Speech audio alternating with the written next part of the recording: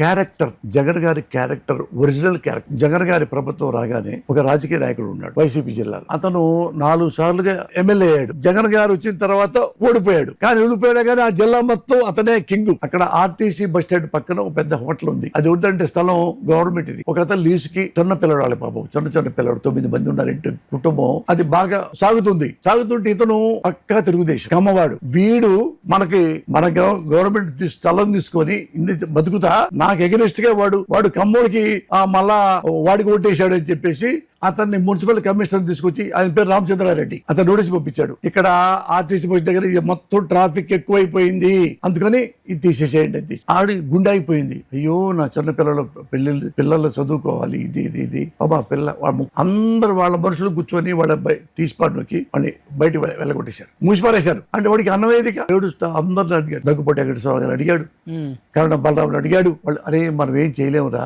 అతను వాళ్ళ ప్రభుత్వం, మనం ఏం చేయలేము, కోర్టుకెళ్ళి ఫైన్ రాదు. అయితే ఎవరు వాళ్ళగాక ఎవరో చెప్పారంట, పోసాని కృష్ణమురళి గారు అడిగితే అతను కరెక్ట్గా పోతే నా దగ్గరికి వచ్చాడు ఏదో డాక్యుమెంట్ తీసుకొని. నీదే కదా నీకు వస్తుంది, నేను ఫోన్ చేశాను సజ్జల గారికి. అన్నా ఇలా జరిగింది, ఆయనతో మాట్లాడాడు ఆ పెద్ద నాయకుడితో. ఎమ్మటి సీఎంకి దగ్గరికి వెళ్ళి కదా మురళి చెప్పాడని చెప్పండి అన్నకి. ఆయన కూర్చోబెట్టాడు. ఏంటి అన్నాడు. ఇట్లా పోసాని గారు మురళి ఏంటి, ఆయన ఇప్పుడు రికమెండేషన్ చేయాలి నాకు ఏంటంటే కాదన్నా ఇలా జరిగింది. ఏమన్నాడు తెలుసా, ఏమయ్యా వాడు ఆ వాటలోడు తెలుగుదేశం వాడైతే మనకేంటి, వేరే పార్టీ వాడైతే మనకేంటి, వాడి హక్కు ఉందా లేదా, వాడు మనకు ఓటైపోతే మనకేంటి అంటే వాడు చాలా తప్పు కదా. అంటే ఇట్లా అంటున్నాడంటే ఫోన్ చేయండి, పార్టీలో ఉంటాడా బయటికి వెళ్తాడా ఆలోచించుకోమని చెప్పండి. ఒక చిన్న హోటల్ గురించి అదే చాలా చిన్న విషయం.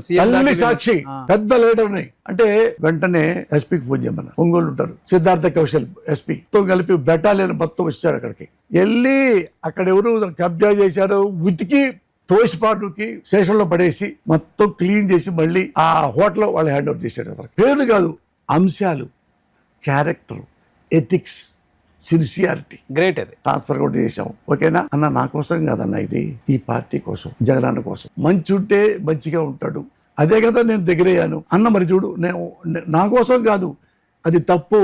వాడు తెలుగుదేశం అవ్వచ్చు, ఇంకోటి అవ్వచ్చు, బీజేపీ అవ్వచ్చు, అందరూ మనకే ఓట్లేయాలా అనే భావంతో మాట్లాడాడు. అందుకు జగన్ అంటే నాకు ఇష్టం అన్నా.